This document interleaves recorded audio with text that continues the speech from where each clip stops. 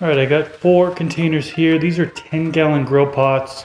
They look like your typical fabric pot, but they're actually the grassroots living soil fabric pot. You can see that they have a liner on the inside here. It actually runs from the top all the way down to, I believe, 1 inch or so, and then it stops. And so you get plenty of aeration down on the bottom, but it keeps some moisture in the middle there, so it doesn't dry out like a typical fabric pot.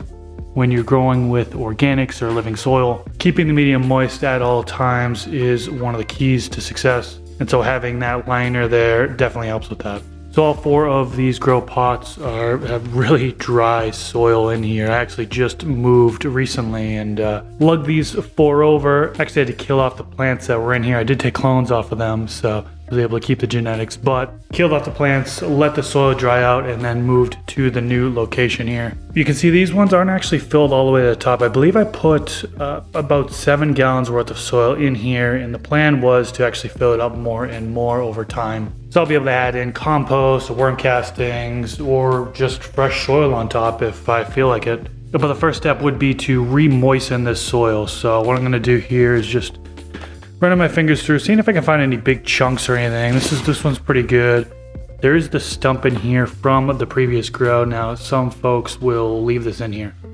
They say just put your seed right next to it, plant it, and the roots will grow along with the old root structure. Other people, what they're going to do is they're going to take this out. So I'll take this one out. That wasn't too bad. Let's go over to the next one. This one, yeah, they all have roots that have really already kind of broken down here, and because this was moist for a little while after the plant was died off, was killed off. So this one came off pretty easy, and everything else is pretty solid there. Let's go over to the next one. Here's the stump. Yeah, they're all coming off pretty easy, like there's already some breakdown, and you can actually see the old plug is in here. So this is the organic plug. So we'll take that one out. Last but not least, we've got, you can see this one here. Another one where you can see the organic plug just grew right through it. Run my fingers through this one. This one seems pretty solid. Looks like it's kind of a chunk here. But I'm going to get this re-moistened up. Nothing major that I really want to break down. So I'm going to bring this in. You can actually see, I don't know if you can see the dust kind of coming up. It's really going airborne since it's so dry here. So next up, I need to take these inside. I'll take them inside, put them in the grow tent, and then we'll go from there. Okay, I've got all 4 containers in one of my grow tents. And before I actually start to moisten the soil, one of the other things I want to do is set the environment. So I'm gonna actually put the light on and help get a little bit of heat in here. Although I don't really need to just yet. You can see on my AC Infinity control, it's 76 degrees Fahrenheit, which is fine. But I am gonna actually plant a cover crop once I do moisten the soil. So having the light on right now isn't a bad thing, but you can also see that it's a very low RH, so relative humidity 29%. I live in a very dry climate, so I'm always running a humidifier, and that's what I'm gonna do in here. So I'm gonna add a humidifier, we'll turn the light on, we're gonna set the mood here, set the conditions, moisten the soil, and then add in cover crop. Okay, so in the AC Infinity app, let's go to the 4x8 grow tent, and you can see right now it is off. Lights off. Let's go ahead and turn it on, and then let's set it to be, let's go down to just, all we really need to go down is 10%. Lowest setting possible. We don't need much light at all. Like I said, really don't need any light, but I'm just adding it in here, and to turn it all the way off. Let me bump it up to 1 here. Perfect. So it's at 10%. And I can't remember off the top of my head how many watts that's pulling, but I'll put that on the screen right now. I did take a note of it. I plugged it into my kilowatt meter and grabbed the wattage for each of the dim settings. I'll actually put all of them on the screen right now for you. Okay, got the humidifier in there. Now let's go into the app. It all plugged into the controller. Port 3, let's turn it on. Turn it all the way up. Alright, now we have it going on, but what I'm going to do is actually change it to VPD. So again, trying to set the mood, trying to set the conditions right. When the VPD is high, it will come on, and I'll set it to be 0.8. So the general range is for VPD. I'll put it on the screen right now for you. But I'm going to set mine to 0.8. And so basically this humidifier is going to run until it reaches that 0.8. Then it'll automatically turn off. And I'm also going to turn on the oscillating fan here. This is the AC Infinity Gen 2 Cloud Ray clip-on fan. So I just put it on 4 right now, so not too fast, but it'll get some air movement in this tent here. Okay, one more thing I'm going to do before I start to moisten the soil is I am going to amend it. So this soil is pretty depleted. It's been through 5 runs before this. Each time I've been top dressing organic or all natural amendments. And so just recently completing a run, it is, well, at least it should be pretty depleted here. So I am going to just dig in or scratch in 1 cup per plant on each of these containers. And I'm going to use the Kiss Organics nutrient pack for that. Here is the nutrient pack by Kiss Organics, the 2.5-3.5-1, and that has all this stuff in here. Clearly see what the ingredients are and what it's derived from. And on the back, it gives you clear instructions on what you need to do. You can actually create a water-only soil recipe there. The recycled soil recipe, and then it also has the top dressing rates. So kind of going by this 1 cup nutrient pack per 10 gallons of growing medium, and then it says to scratch or till into the soil every 14 days and then water in thoroughly. They have some other recommendations here that you can read. And so yeah, I'm just going to do 1 cup per plant into each of these containers. That's what I've been doing before, and it has been working out great. But I did change my mind. You know, if I were to dig down right now, like we saw in my garage, it's going to just go airborne a little bit. You can kind of see it right now. So I'm going to moisten this soil a little bit. Then I'm going to come back and do the amending. Just poured up 2 liters here. That's a half gallon. And what I'm going to do is instead of going in from the top, I like to bottom water here actually. So I'm just going to pour this down in here. It's going to collect into the saucer and then it's going to wick up into the grow pot. So it's gotten pretty much towards the edge here. You can kind of see, but it actually is wicking up pretty quickly. I can see it, see the water level lowering. So I'm actually able to fit the whole half gallon into the saucer here. So I'm going to do that for each one of these. Okay, so I just added water into the last pot. You can see the water level there. This was the one I did right before. You can see that water level's dropped so quickly. This one was the one I did before. The water level dropped even more. And then this is the first one I did. This one is pretty close to actually getting all wicked up already. And so yeah, that wick up process is called capillary action. And yeah, bottom watering like that is pretty common. It is what I like to do when I re-moisten soil like this. And I just want to mention, this is just one way to go about it. There's so many different ways that you can revive soil like this, whether it be just re-moisten it or get it moist and add in fertilizer. So this is just a method that has worked for me over the years. Doesn't mean this is how I'm going to do it for the rest of my life. I'm always looking to improve, always looking to change things up, try things, and keep it fun, really. And one of the reasons why I like the bottom watering so much is because it helps really get things up there at an even level. Now sure, you can totally come in just from the top and water from the top down, and some people just use a pitcher and they'll flood the medium, what I like to call is really flood it so it gets up here and then it slowly works its way down. However, water runs through the soil pretty quickly, and sometimes you can notice that if you're just flooding the medium, letting it soak down, once you dig your finger down a little bit, there's dry spots. And you can definitely get dry pockets, and in my opinion, doing this bottom watering here to begin helps eliminate those dry pockets. So this probably won't be the first time I do the bottom watering. What I'm going to do next is we're going to hit it from the top with a sprayer. I think I'm just going to do a 1/4 gallon in each top and see how that goes for now, and then I might hit it again from the bottom. So I'm going to load up the sprayer and spray the top of the mediums. Okay, got my Chapin sprayer. It is all loaded up, ready to go, and let's just spray the top of the medium here. I'm going to spray a 1/4 gallon into the top of the medium here, and you can see it's puddling up really quickly here. So, yeah, it's very dry soil, and yeah, let's just do a 1/2 gallon in here, and we'll see how that runs through. As I'm spraying the second one here, one thing I noticed that there is a plant tag still in here. So this was Hades' throne was this in this container beforehand.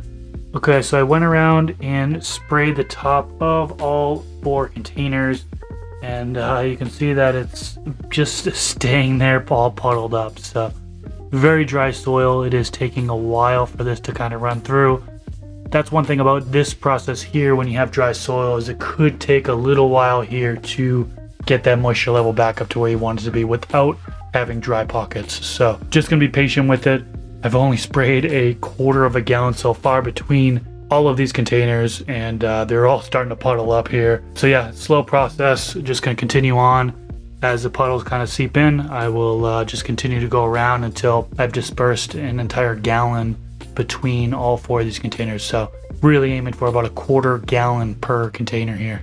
Okay, so now I've sprayed out about a 1/2 gallon between all 4 of these, and things are still all puddled up, and very slow process, of course. What I'm going to do actually is let it sit for a while. So it's actually late in the evening here. I am going to get some rest, and let's see what this looks like in the morning, and then we will continue to work on it from there.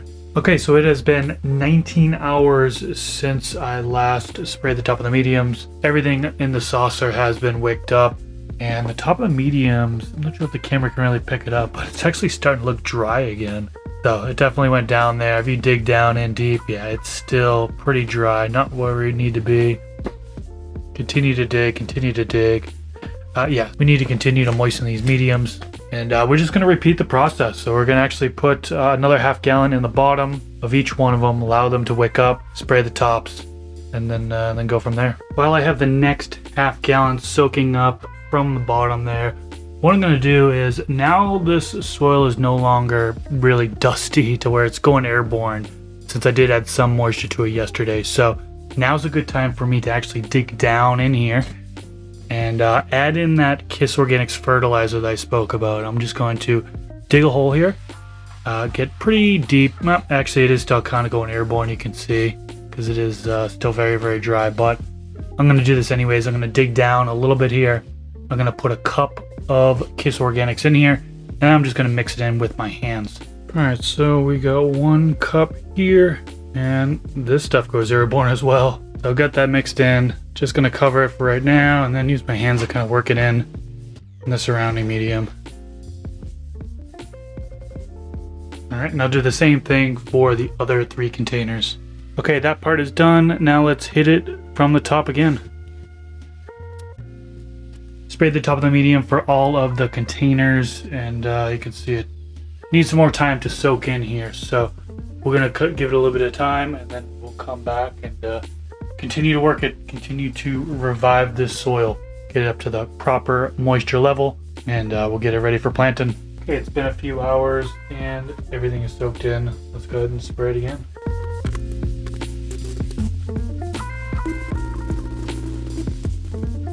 Okay, and now I'm going to go in at the bottom one more time, and then we'll see how things are. Alright, added water to the bottom of that one, and then that one. You can kind of see the level right there. It's already dropped. It really fills all the way up to the brim pretty much when you put a 1/2 gallon in there. And this one right here, the first one I filled up, has already guzzled down quite a bit of it. So they're still thirsty. They're still going to uptake water from the bottom. So we'll give this some time to sit, and then we will come back and check to see if it's close to field capacity or not. Okay, it is the next day and things are looking pretty moist. One thing I wanted to point out is this one in the top left corner there appears to be a little bit more dry than the other ones. Cameras can be deceiving. This is really just having to do with having straw in the medium before. These ones didn't, so it's a little bit lighter of a color coming from this. And yeah, these cameras can be deceiving at times. So just wanted to point that one out. Let's see if we are at field capacity. Field capacity, for those that don't know what it is basically once I pick this up and squeeze it, it should clump, but when I squeeze it, there shouldn't be any wetness dripping out of it. So let's do it on this and see how we are looking. Okay, so definitely some moisture down in there, but there are some dry spots. Yeah, it's still very dry. Still very dry. Still need moisture. So can continue on spraying the top, and we'll bottom water in as well. Okay, so I have been repeating what I have been showing you, which is basically watering from the bottom as well as the top. Covered it with cardboard. Some people use cardboard, some people use plastic. Some people will plant a cover crop, some people will do a mulch layer. That helps retain moisture on that top layer. For now, since I'm still working the soil a little bit, I have been just using cardboard. So let's reveal this and see how everything is looking. Looks like the top layer is kind of drying back up again. But if we kind of dig into it a little bit, and let's dig in here and squeeze it so no water is coming out, and it still clumps up. So this is really field capacity. Some may say it should be a little bit more moist, but when I dig down in here, you can see it just gets more and more moist as I continue to dig. And yeah, real good. Clumps up, but doesn't drip. So we're looking good there. What I'm going to do is actually moisten this top layer one last time. Then I am going to plant in a cover crop. I'm going to let this soil sit for a couple weeks. Then I'll be able to plant into it. Now, some folks are going to say, hey, you should let it sit longer than just a couple weeks for those amendments to break down. This is reused soil, and there is some nutrition left over from the previous run. So I'm not too worried about all of the amendments that I added in here to be broken down by the time of planting. So for right now, I'm going to put this cover back on. Let it sit for a little bit, probably do a cover crop in here. I'll probably do a white Dutch clover is what I'm thinking. Let it grow for a little bit and then plant some seeds into it, and we should be good to go. So that's pretty much all I wanted to cover in this video, just how to revive that dry soil. We remoistened it, we added in amendments, and now we are all set up for a successful run.